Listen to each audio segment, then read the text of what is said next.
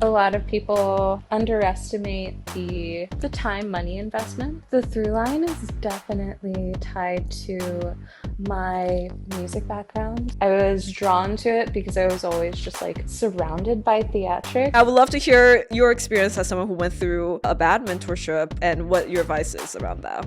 There's also a lot of smoke and mirrors about that. I think there's a lot of people that pursue like me. Around the time of COVID, I was still being asked to come to work. I didn't feel comfortable to continuously come in and risk my health and risk the health of my loved ones. One thing that I've realized with being a pro dom is like part of my shtick is also I love teasing men. I love making the subs fall in love with me. There's kind of a running joke for like we all have a Dubai story, and I know you have one too. Welcome back to Uncensored, Tomy fans. Today's guest is Louisa Ferre, a SF and LA-based pro-dom whose life and work are built on contrast. A former classically trained vocalist turned corporate professional, Louisa now brings intellect, performance, and intention into her practice of power.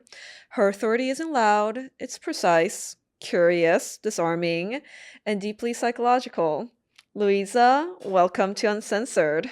Hi, thank you for having me. I'm so excited to Yeah, chat with you. Louisa and I met, oh my gosh, like 3 years ago, 2 years ago, I believe.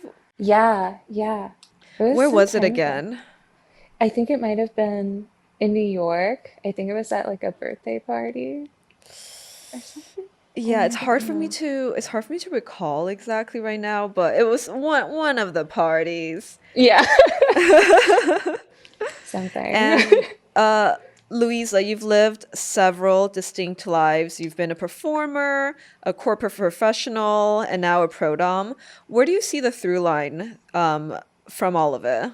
The through line is definitely tied to my music background. So, on top of being classically trained in voice, I have a very expansive like musical theater background and just like all sort of types of theater, like expanding to plays as well, and even some like uh, theater tech.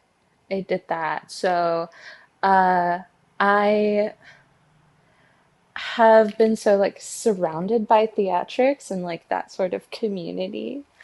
Um, and I feel like uh, it was just, I was drawn to it because I was always just like a nerd in school. So I was like, what's the complete opposite of that? Oh, being like a theater geek around.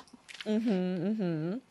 And I would love to know your origin story as a pro dom. How did you switch from the musical side to doing this?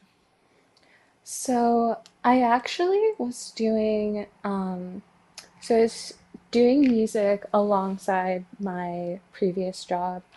Um, and then around the time of COVID, I was still being asked to come to work.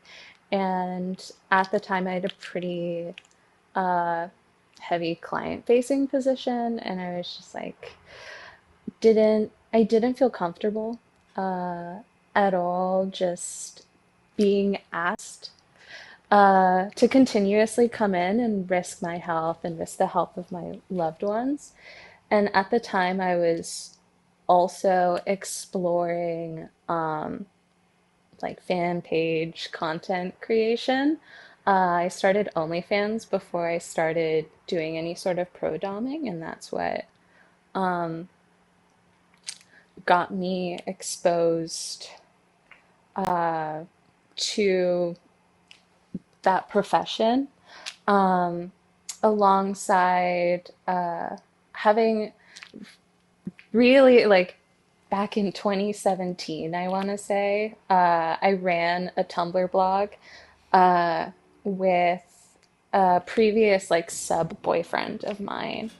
And I was also exposed to like pro doms through that and just like kept putting in the work to creating my fan page, and I was like, I'm making enough money where I'm fine just doing this. And then I think after the pandemic, I moved from Hawaii to the Bay Area um, just because I wanted to change, and I took a um, mentorship class. I was like, I know I can do, I've been doing this with boyfriends for the past, since I was 20. And I think I moved when I was 24. Um, so yeah, just kind of came over, took this class, started working at a dungeon for 6 months, left because I was like, needed I was like, my intention was to not stay in the dungeon system indefinitely. I wanted to get what I needed and then just left to do my own thing.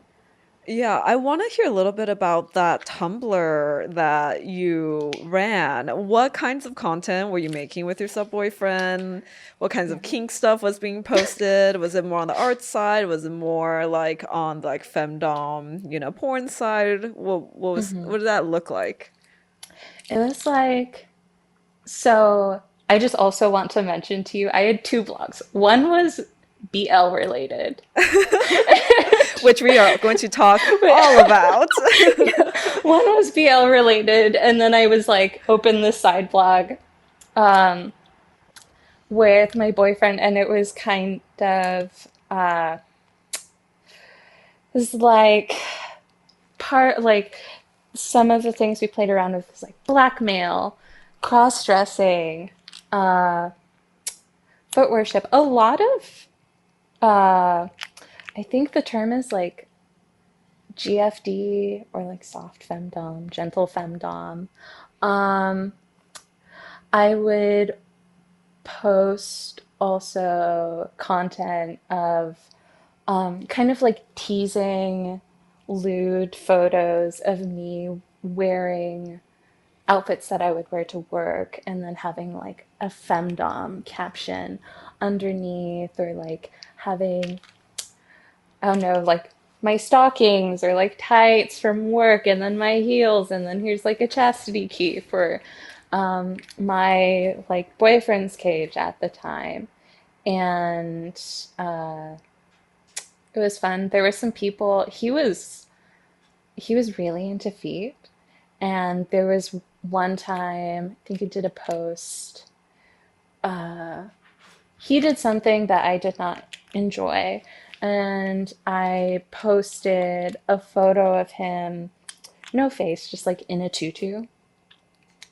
Um, and then I was like, you guys get to vote if his punishment is no, drinking tea brewed in my boot, like a combat boot that I wore the shit out of.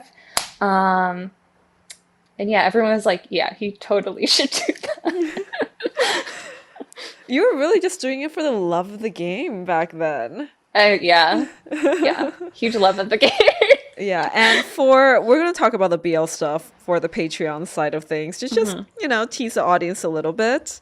Were you always kinky? Like, what was it about the way you grew up that cultivated this like perverted, exploratory side of you?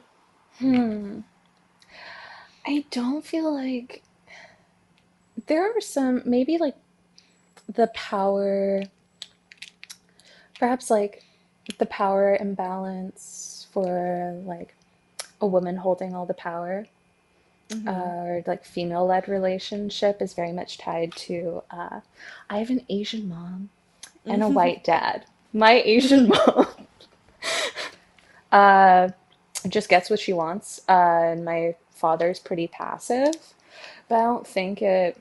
I feel like it's also really tied to my theater background and just being surrounded by a bunch of queer people. Um, Ever since I was really little, like I want to say middle school, definitely into high school, everyone that I was friends, like really close friends with, was queer. And um, we would like my friends, we would talk about BL together, and that's how I was really exposed to kink, to like cross dressing, to um, sounding, uh, which is another big, was like one of my big kinks when I was a kid for some reason. Mm. Okay, love Yeah. that. Did your classical training shape the way you think about discipline, timing, and control? Yeah. Yeah, for sure. How does that come up now? I A lot of it comes up physically, and I think also the attention to detail that I have. Um, if you're singing, um, like if you're singing in an opera, like I uh, was a like soprano for the longest time, and it was really it's really difficult being able to control your breath um, in that way, and it tr- kind of translates to me having very high expectations for submissives. And I think I can be music also plays a huge role in in the kind of mood that I want to create within the scene, the emotion that I want to bring out of the submissive. Um, and like the timing for impact and timing for impact or pegging or whatever. It's yeah. Mm, yeah, the last time Louise was here was for a Halloween party, and I was like, "Here's the Spotify. Please pick the please pick the Halloween playlist after a certain while," because I knew that she had this musical background and she'll be picking the right vibes for the Halloween party. Yeah. And you've been writing for your publication Humanatrix, and you've been working on a Yeah. piece going through all of these different, threads and parts of your sexuality, how it's developed, your relation to yaoi, Tumblr, musical theater. Tell us a Yeah. little bit more about this publication, and how has that writing process been for you? So to talk a little bit about the publication, um, my intention behind it is to showcase a side of kink that is very that I find more realistic. Like to kind of take away some of that smoke and mirrors as someone who has been in lifestyle relationships longer than pro relationships, and they're completely different, but they're completely different. They both have their pros and cons as well. But uh, one thing that I've realized with being a pro dom is people are complete do not know how to really integrate this into their day-to-day life in a way that's more sustainable or healthy, or it can be difficult trying to like track back on where a lot of their interests come from. And I like using it as a way to show my own processing of how I navigate kink, how I navigate kink and the relationships, pro and personal, um, in a way that I find healthier than or what do you say, not healthier because that can be subjective. What I find sustainable for myself and what I want in life and the type of relationships that I want to have, uh, in a way that feels least dysfunctional to me. Mm. Um, and yeah, it's been really cathartic. Yeah. Will you write a piece about that mentorship process you went through and the dungeon experience? I am I able to say this on the pod where I'm like, Yeah, yeah, I, you can say whatever. Yeah. okay, Yeah, I'm it's so I this it'll be safe for work for, YouTube, and anything not safe for work goes to Patreon. Yeah, this is for you yeah to say whatever you want. yeah okay. Uh, I just wouldn't want to get a lawsuit. I'd be like, we should really question these mentorships, Mm-hmm. because there's also a lot of smoke and mirrors about that. I think there's a lot of people that pursue like me. I went in not fully knowing what would be required of me to be a full-time professional dominatrix that can sustain my current lifestyle. It You need to understand what it takes to require business, and not everyone teaches that. No one does really, except for a small, like a select group of individual mentors, and also how to navigate the market. I feel like there's to be pretty direct or like blunt. I feel like not it works to the advantage of the people selling these mentorships that this work is like it's selling the aesthetic than the real work of sustaining like Mm-hmm. a career. Yeah, let's talk So, a little bit more in detail about that because I just finished an interview with Amalia, who had a fantastic mentorship one-on-one with Lucy oh, C. Quill here in New hmm, York. And they're both like vetted, good, very professional doms. hmm. I've heard great How, things about Lucy's yes, mentorship. yeah. Yeah. And for people who are like interested in a mentorship, what would be some warning signs that you would tell people now? What are some things they should be looking for? And what would your advice be for someone new who wants to do it safely and might be Hmm. having a hard time looking for the right person or program? Because Yeah. there's a lot of random ass mentorships out there from like everyone from Instadoms who only It do gets a little online TikTok MLM-y work. like Yeah, sometimes. there are some MLMs out there. Yeah. And even there's some mentorships that are it's really centered around female empowerment and Oh spirituality, God. and that Yeah. is and that is not that is not the business side of things we're talking about here. No. And the business side of things oftentimes gets ignored when people are imagining the aesthetic of a dom who like we just sit back and all these simps come and it's no They work just at give me all. my money. They just give me their money Yeah, because men exactly. love giving women money. Yeah, so yeah, I would love to hear your experience as someone who went through a bad mentorship and what your advice is around that.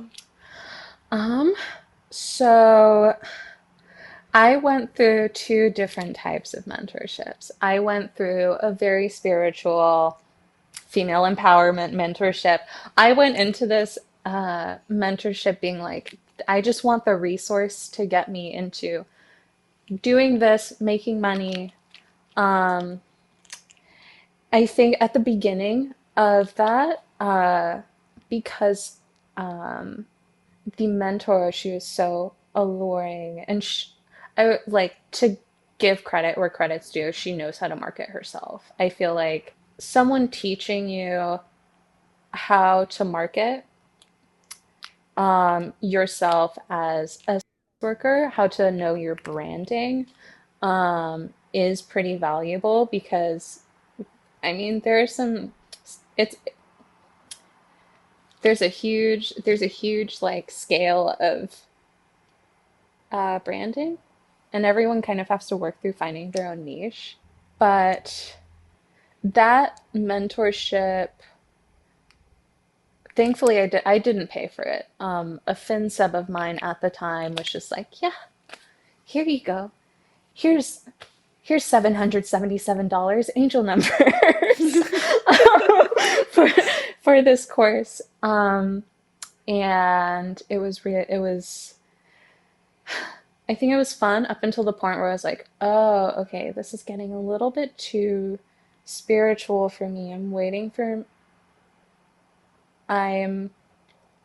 I got the resources that I wanted, which is this is a dungeon that you can go to go and get proper hard skill training. And the rest of it was just like, oh, cool. I just like, I think halfway through, I just stopped looking at the courses. And then I went to the party and I was like, cool party. And then I just started working at this dungeon. It was pretty, like, for those that don't know the dungeon system, like oftentimes your rates are really low.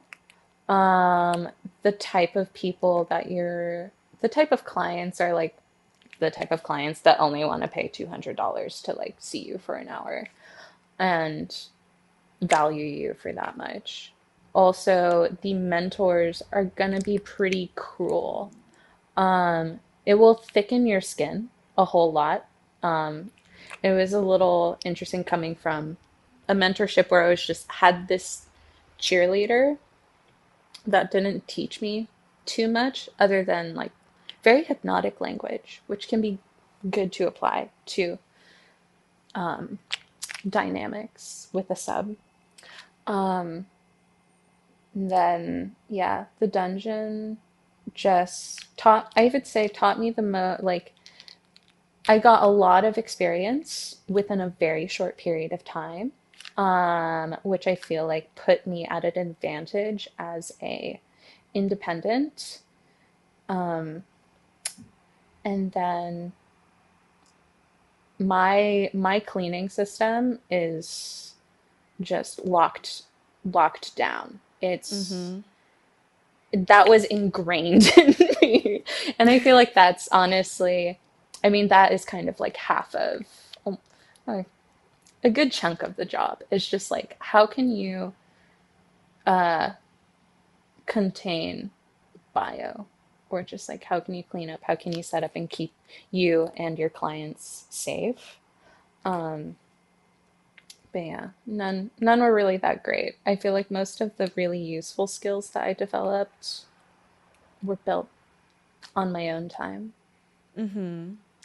Um, I would love to hear a little bit more about like your sessions, and how you structure them, how you approach them with your background. What is something that people underestimate about how much work goes into creating a session? I think there's, well, the my process of a session, it's changed over the years. Um, I would say at this point it's become a lot more personable with each sub of mine. Um, there's a lot that I take into account when it comes to it's not only what they're interested in and where our interests align.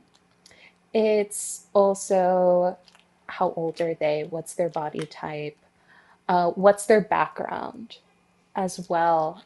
What are they looking for outside? I think the most beneficial thing is like really getting good at figuring out what these subs are lacking within their day-to-day life beyond just the kink activities because there's always something more underneath that. And like my sessions at this point, I've developed my hard skills um, to a point where I feel pretty comfortable. Like the only thing I think I'm currently working on is getting better at rope bondage. Uh, but it's kind like the relationships I had before were very static, and now they've become a little bit more real, or the relationships are a little bit more personal. And I found, at least for my clientele, and the people that come to me, what they're looking for is not just can this can this hot girl in latex peg me? What they're looking for is that jumping into that fantasy of like devotion to me, that being like my having a dominant girlfriend, Mm-hmm. or like, yeah, that is, I feel like I maybe got off. I maybe went on a bit of a tangent, but um, that was a big thing that I've noticed over the years is the benefits of developing those soft skills. Okay. So yeah, the original question was like, Yes. what do people underestimate about Okay. session planning and like how you approach it? But it sounds like maybe you do more like instead of just like, okay, this is a 3 hour experience or 2 hour experience, you do more like packages where it's a little bit more organic or like monthly arrangements. Do you want to talk a little bit about like how you navigate what a dominant GFE experience looks like versus maybe like a more traditional such an experience then? Um, I'm okay with talking about the traditional um, dungeon experience. I'm sorry for, No, no, it's I fine. We was gonna can we ask you, I can was like, I Yeah, no, we forgot the can we can question. do both. We can do both. Yeah. If like what you're doing is more primarily like dominant GFE, then like let's chat about that. Let's chat about like what that looks like for you. Mhm. Well, answer the first part, what people underestimate. I think, I mean, a lot of people, I underestimate the time money investment that goes into me showing up for these sessions. And then also the skill development, the also the breakdown for that. I mean, they get the beautiful experience of showing up and they're like, this woman just knows everything. Um, and they kind of go about their day. Some of them, there's some that'll stay back and they'll be like, wow, I didn't know it required this much cleaning after a scene. And they'll have like a little bit more appreciation in a interesting way. Or those are mostly the parts that I see them underestimating. And then the second question was, How you approach dominant GFE since you like brought yeah, that up. Mhm. my approach to dominant GFE is dependent on each sub. Mhm. Um, Oftentimes, I will go and pick out of the reoccurring clients that I have, which ones that I want to develop. At least like tease, like, okay, is this person open to developing a deeper dynamic with me? And do I want this person to be in my closer circle? Do I like playing with them where it doesn't feel like I'm being really drained? So, and also, do I feel safe around this person? I don't generally meet people outside of the dungeon unless I'm in some sort of ongoing relationship with them. And then we'll just kind of, things will kind of play out a little bit more organically. They'll either, like, in these sorts of dynamics, I'll be taken on trips or they'll like fly me out to go and see them. And we'll spend a lot more time together. I will go, like, there will be a lot more social activity, which I find very fun because what I really enjoy out of um, Femdom is playing around with Femdom in public um, settings. It's kind of why chastity is a huge kink of mine. Mm-hmm. So that's kind of the surface of it. Okay. Speaking of flying places, there's kind of a running joke for like every worker that we all have a Dubai story, and I know you have one too. So what Did is, you have tell a us Dubai yours. story?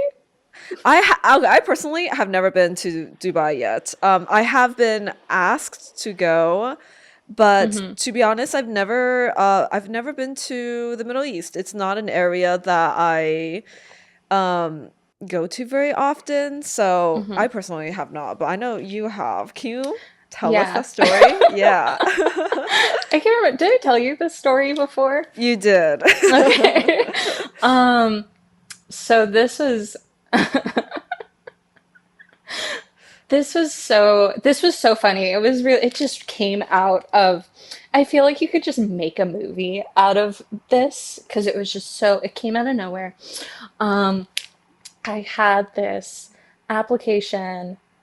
I received this application from a submissive that was visiting San Francisco at the time.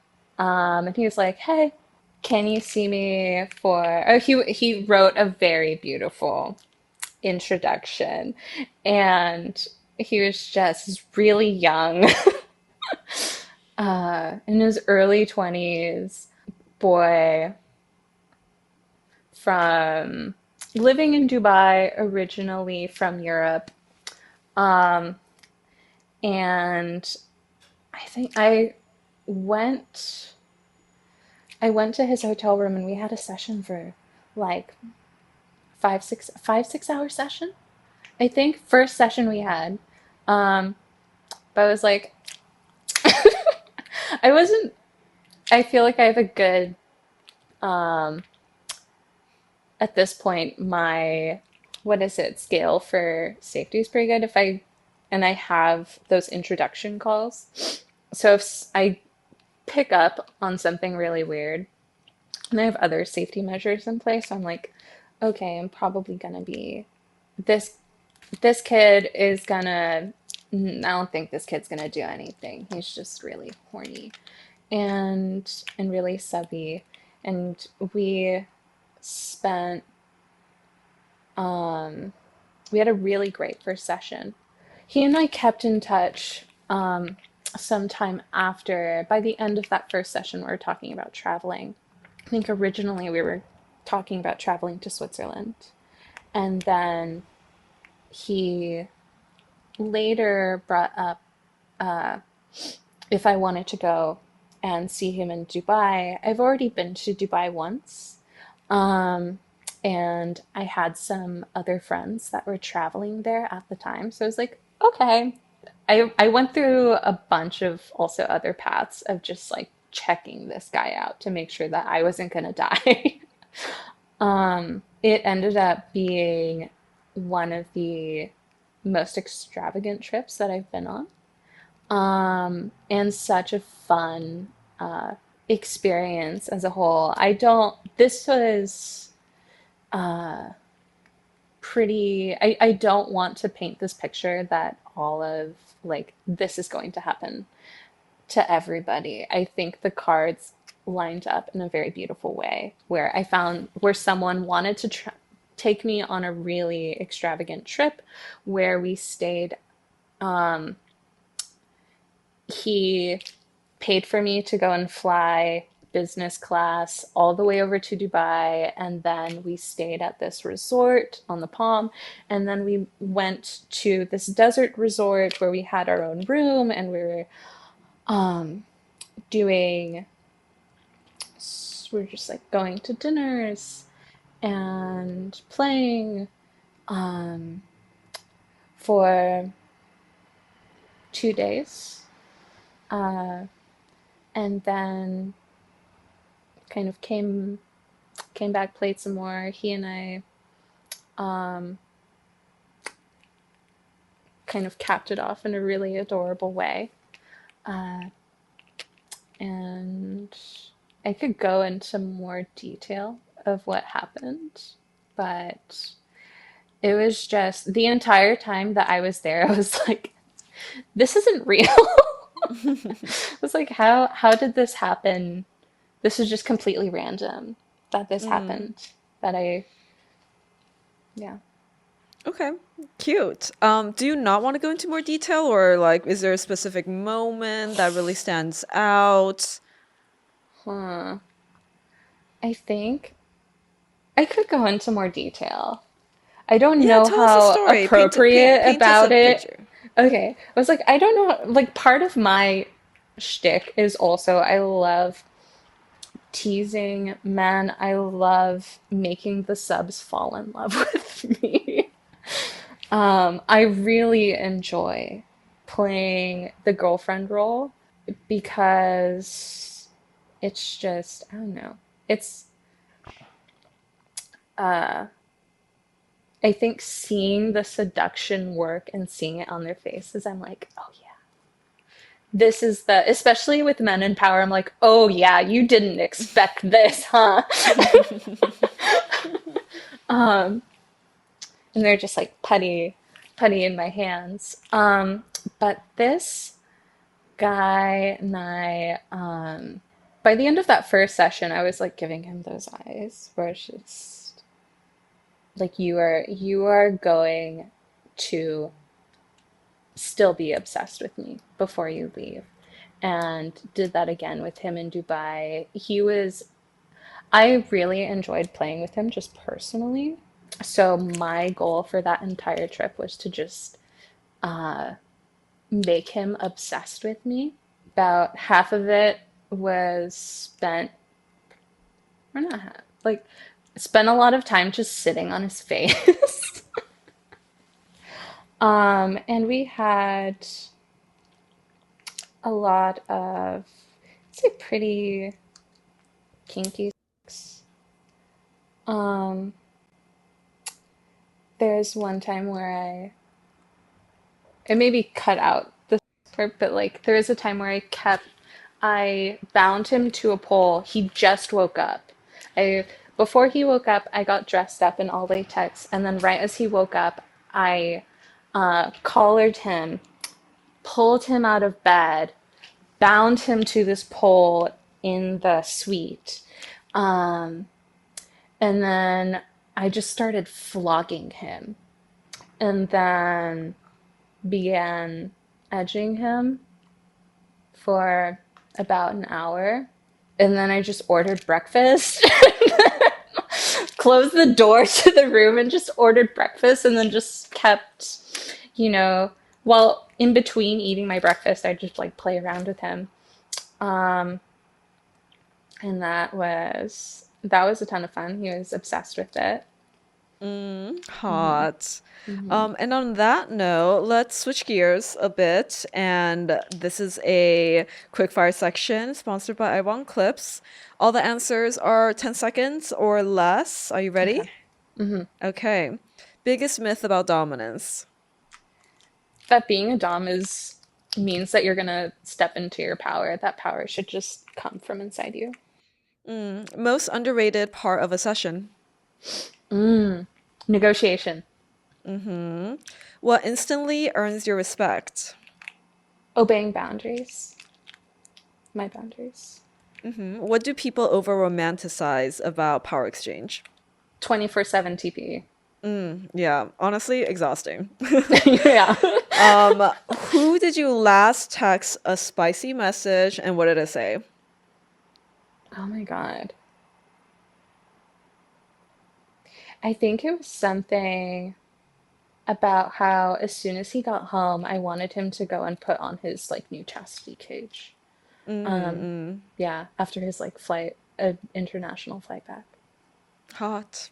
One word that describes your style of control? Sensual. And to close out, what does being uncensored mean to you today?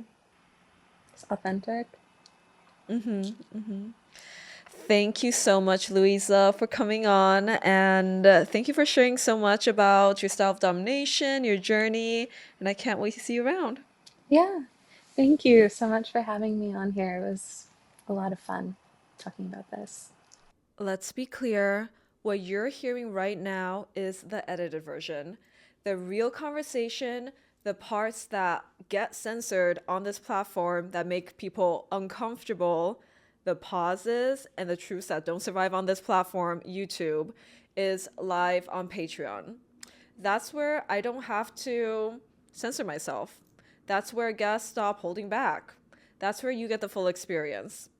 I also do a bunch of BTS videos, me reviewing old podcasts, me commenting on different shows that I've been on. So check it out. If you want access to what you're not supposed to hear, you know where to go. Patreon links in the description. Choose accordingly. Thanks for watching this episode of Uncensored with MX Tommy. Don't forget to like and subscribe if you're a very good sub. And don't forget to follow me on TikTok, Instagram, Facebook, and Patreon, and all the other apps that I'm on. I'll see you on the next one.